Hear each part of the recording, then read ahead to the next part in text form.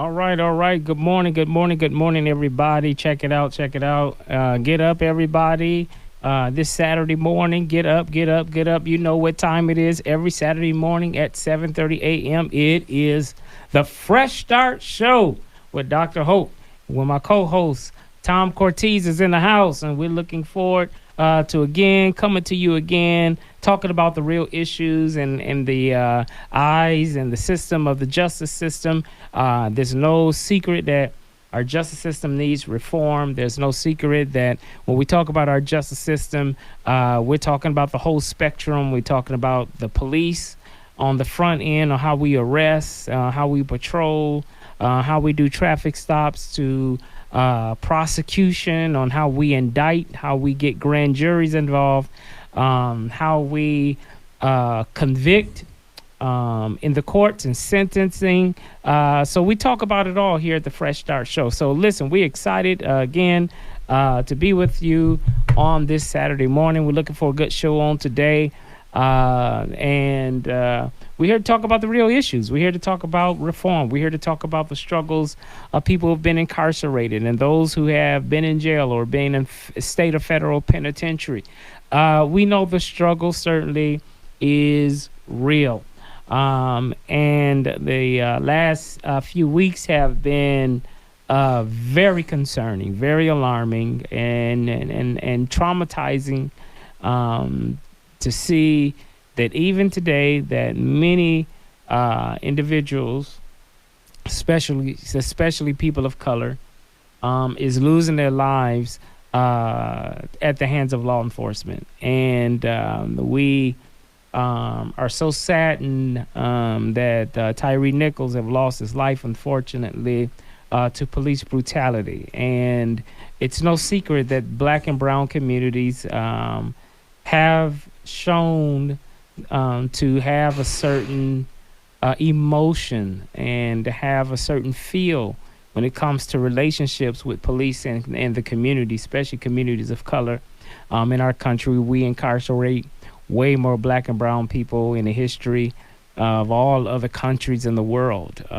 Too many African Americans, too many Latino and Hispanic individuals are locked up and overly representing in prisons all over the nation, state and federal prisons, and our county jails, where we're overly representing. And so that's not just happening just to be happening. Obviously, there's some issues in our justice system that doesn't treat everyone the same. You know, treat us different because of race and ethnicity, or treat us different because of the culture, or treat us different because of status, financial pedigree, you name it. But we know that our justice system is in need of reform. So again, we're going to be coming back talking about trauma. I don't think we talked enough about it.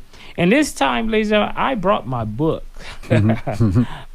Go get this book. I worked really, really, really hard on it. It's called Trauma is the New Public Health Emergency in Education. Wow, this book tells it all. If you are an educator, you're a juvenile judge, you're a social worker, you're a school counselor, school psychologist, you work in a correctional facility, you want to get this book for so many reasons. Okay, so go get the book, Trauma, the New Public Health Emergency in Education. It is the real deal. We are losing our educational system to trauma. Tom just came from a conference today as they were talking about trauma is the root cause to many of the issues we see in the education system. By the time they get to juvenile detention center and by the time they get to prison is just really a maladaptive symptom of something deeper going on. When we really look at it, it is this, ladies and gentlemen, in the red, trauma. So we're going to be talking about that. And so I'm going to switch my role a little bit and talk more as a medical professional about trauma, because a lot of time, probably I know a lot of people know me from my Fresh Start work as the founder CEO of this great organization.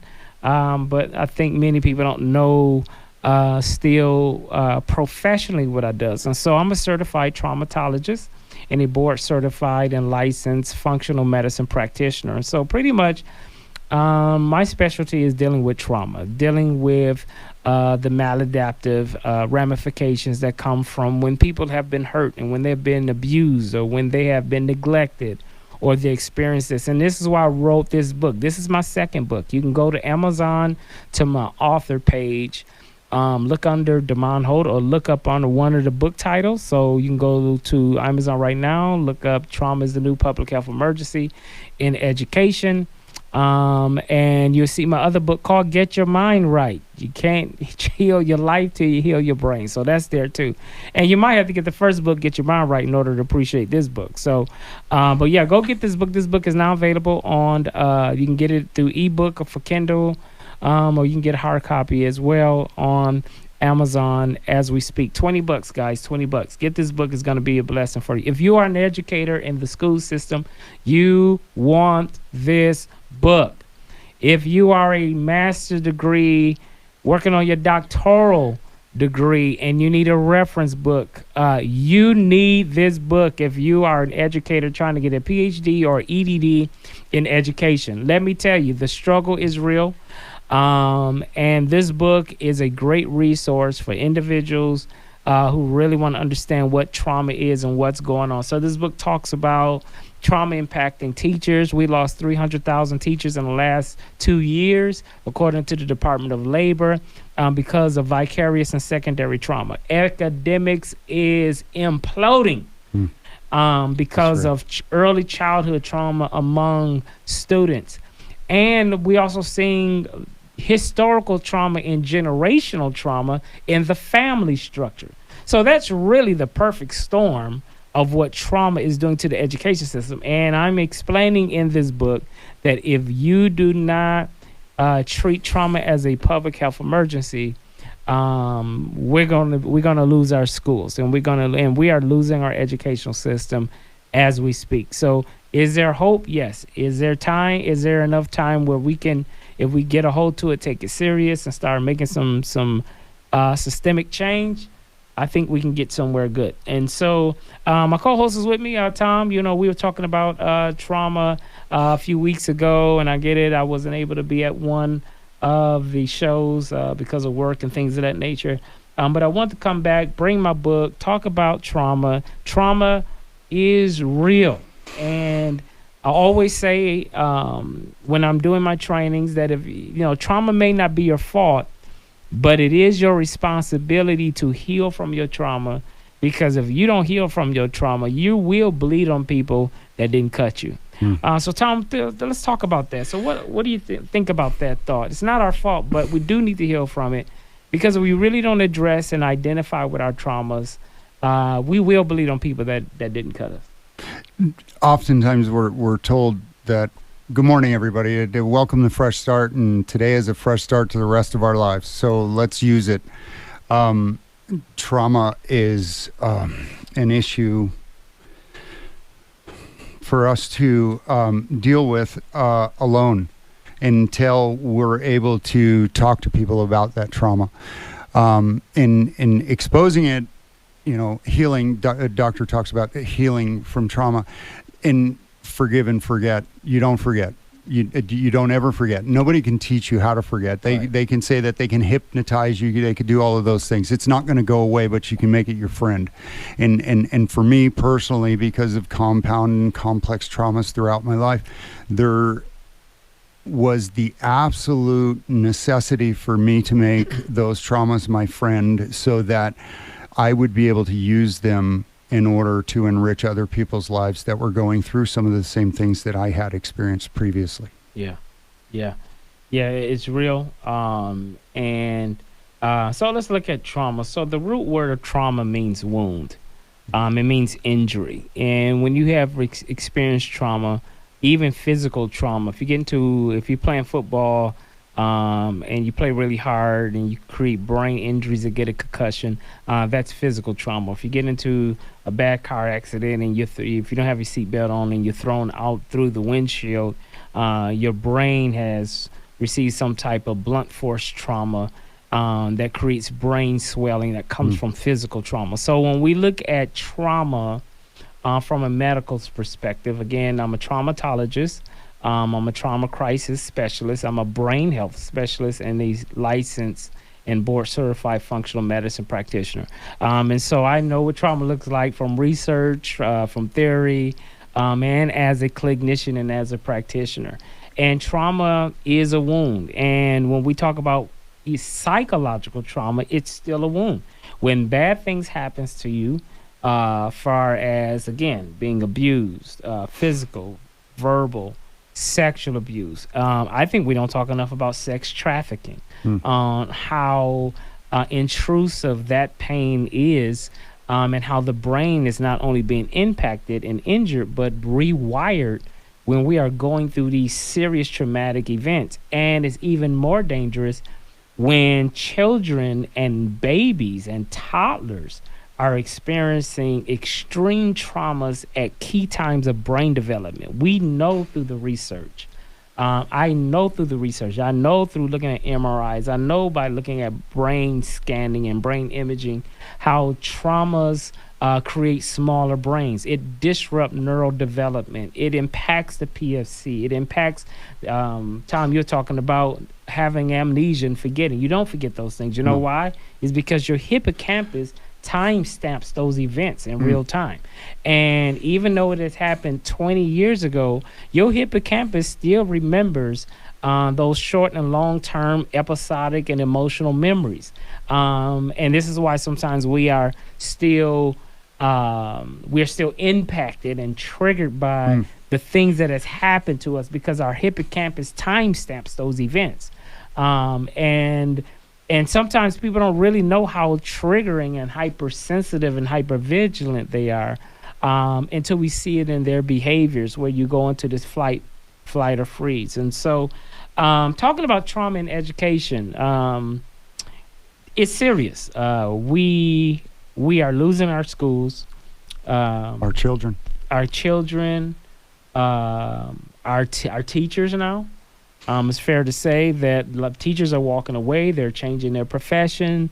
One of my patients right now is an educator in the Pima County area, and she passed out because of extreme stress of her job and scared everybody to death. And these are the things that is really, really serious. And school discipline is off the chain, because kids that go through a lot of trauma have a difficult time regulating their behavior and regulating their mood. So kids that are in a fight or flight are often passive aggressive, super aggressive, disruptive. Teachers are tapped out, need self-care. They're leaving their profession. They feel like it's not worth doing this anymore.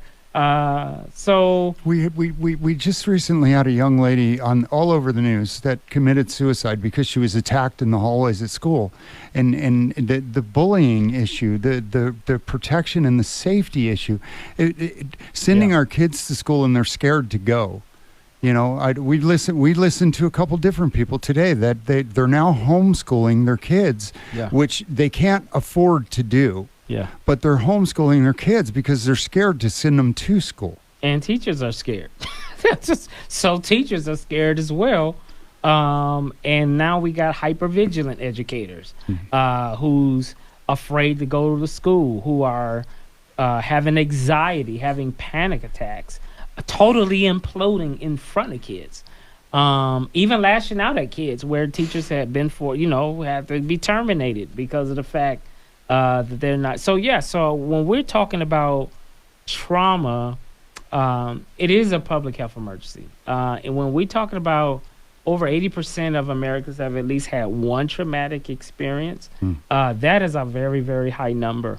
And I looked across data on many spaces, and the numbers are kind of like very similar. It was around between 70 to 90% of most Americans have experienced some kind of traumatic event that's still even triggering, that still impacts them today. So you're right. So Tom, what happens when traumatized kids that's disengaged in education, becoming high school dropouts, always suspended? What do we notice? What's their trajectory? Absolutely, you're going to prison, and Yes. And here's the thing: the trauma, and we discussed this before, that I had to take an opportunity some years back to sit down with some of my family members and explain to them that I hated them through my life because they didn't protect me from being molested when I was 5 years old. Wow. And they had no capacity to know that I was being molested. They couldn't protect me from something they didn't know about.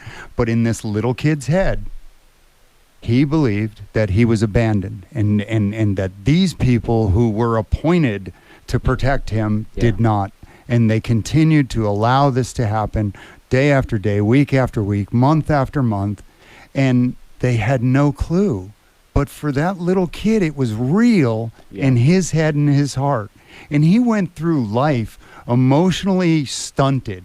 You know, your emotional growth just retards at the point of a trauma like that. And there's something, you know, we talk about it repeatedly, 30, 40, you're throwing tantrums. You're throwing tantrums because you never dealt with the trauma at the age of what that tantrum looks like at 5 years old. And I end up in prison because I started throwing tantrums and getting violent because there was something that was just attacking my memory, and I couldn't picture it. And when I did, it was too much to bear because I carried it all those years and the repeated compounded traumas from that.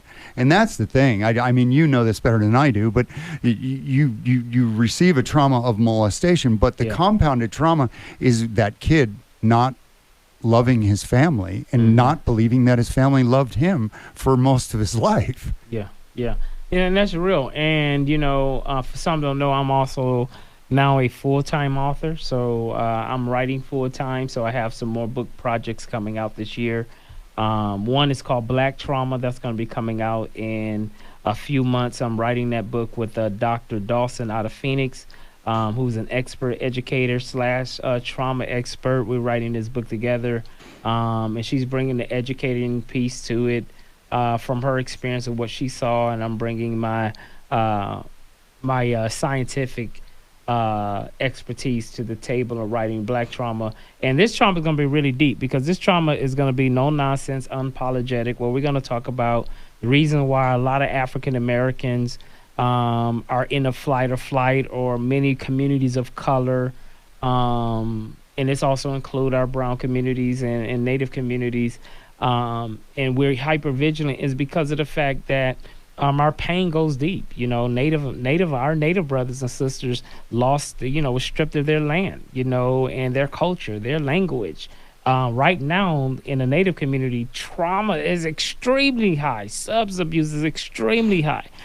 We know for a fact in our Latino communities of how they still are been victimized by certain policies and border issues and detentions and detainees and separations of families. And we know while we're writing Black Trauma is because when people wonder why African Americans are still being impacted from generation and generational trauma is because we never healed from slavery. We never totally dealt with Jim Crow and black codings and segregation and all of these things. And I know now we have states trying to shut us up, don't want to have books about black history in Florida. This is the reason why we write books like this and, fighting against critical race theory as if it's not true. No, the greatest sin that America's ever did is dealing with racism and slavery and taking natives land and all of that. We can't whitewash this stuff. So it's a real deal. It's unapologetic.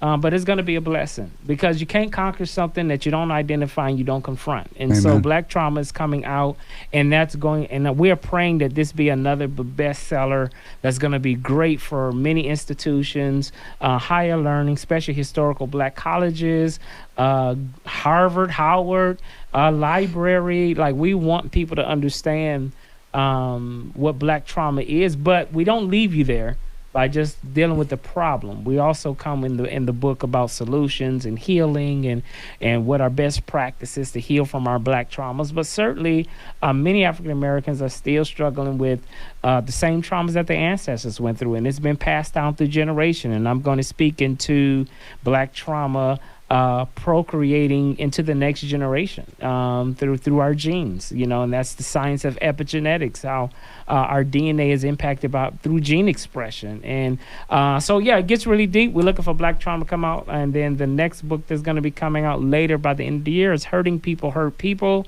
13 Ways How to Stop Bleeding on People That Didn't Cut You. So that's going to be very deep, but a powerful healing book on trauma. And the reason why I brought that up, the Hurting People Hurt People book, Tom, is because what you just alluded to is in the book. So I'm showing the science that when the brain has been impacted drastically, it also impacts our emotional maturity. Like our brain stops. Right. So when it happened to you at 13, even though you 45 and even though you 56, your brain still acts like a 17-year-old, 56-year-old. Right. And we've seen many people's brain stops in our growth. So you're exactly right. If you want to chime in on that. Yeah, because that's what you see in prison. Yeah. You see a bunch of adult men who are suffering from being from adolescent to teenage emotional growth. Yeah. And they're trying to deal with these adult issues, and they don't have adult faculties to do that because, as you said, the education throughout my life, my education was affected because my mind was always occupied with what's going on. That's right. When is this going to happen again? Is it going to happen again? Is somebody going to save me? And you're crying out until the next trauma. And it's it's real. Yeah, I hear you. And that's the reason why a lot of kids are not learning. That's why academics is low. Academics is not low because we got dumb kids. No, I wasn't stupid, bro. I mean, when I went back to school in prison, I was Phi Theta Kappa. I was honor society. And it's like, I wasn't a stupid kid, but I struggled in school because I couldn't concentrate on anything. Yeah. And if you're a person like that, it's not your fault. And there's things that you can do that can help you. Yeah. And that's why these books are being written by Dr. Holt. I mean, it's absolutely essential to ask for help. Yes. Yes. Because when you expose it, when you put it out there, I always said, what is told in secret is going to be shouted from the rooftops, and what's done in the dark is going to be brought to the light. Yeah. We are doing that because we know that when we bring it to the light, when we shout it from the rooftop, people are healing. Yeah. And not only the people that are hearing it, but the people that are saying it. Because it helps me that I can do a discussion in front of a bunch of people. And then when I speak and I talk about these traumas that have occurred in my life, there are people in the audience that have never, ever told anybody about that incident that happened in their life. And this has given them freedom to do so. So enjoy that freedom. Use that freedom. Speak to somebody who can guide you into your next steps, because it does take a professional to do that. It takes a will on your part to want to leave all of this in the past so that you can have a flourishing, fresh start future. But you have to work it through with people that understand how this has occurred and to explain it to you so that you can explain it to others. Yes. Very powerful. We're running out of time. We got a minute and 20 seconds left, but closing out on this episode talking about trauma is one of the last chapters of my future book, Hurting People Hurt People, Stop Bleeding on People That Didn't Cut You. It's going to be powerful. And Tom, this is what's revelatory. I talk about this is the last chapter, and we talk about healing, is shifting from your wounds to having scars. Amen. And I talk about scars is just a biological process of healed wounds. It may be ugly when you look at your scars. It may not be pleasant to look at. But the important fact is that scars is the manifestation of a healed wound. So it always reminds you that, I had some bad broken pieces in my life. I've had some tragedies in my life, but this scar is a sign of survivor. Scars are filled with treasure. Yes. So remember that as we close out on this show, that even though you've had some tragedy and had traumas in your life, shift from wounds to having scars. Remember, we're here every Saturday, 7:30 a.m. We look forward to being with you here at 106 The Groove. Have a wonderful day, and let's stop bleeding on people and let's heal together. God bless. Amen.